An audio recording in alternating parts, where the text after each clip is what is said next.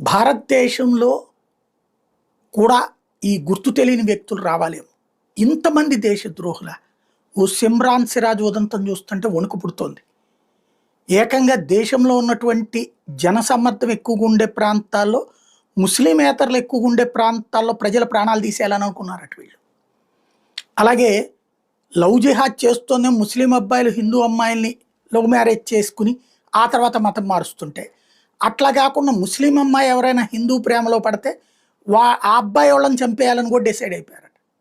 వీడు ఎంత ఉన్మాదిగా మారాడు, పోలీస్ కుటుంబం నుంచి వచ్చినటువంటి ఇంత నీచుడు ఈ దేశంలో ఎలాగ ఉన్నాడు అన్నటువంటి ఒక ఎత్తంటోళ్ళు బతికితే సమాజానికి ప్రమాదం. ఇది రెండవదైతే. ఇప్పుడు తాజాగా గుజరాత్ పోలీసులు పట్టుకున్నటువంటిది విశేషం ఏంటంటే, పహల్గామ్ ఇన్సిడెంట్ అయ్యాక మనం అక్కడ వాళ్ళ మీద స్ట్రైక్స్ చేశాక ఉగ్ర శిబిరాల మీద వాళ్ళు ఆటోమేటిక్గా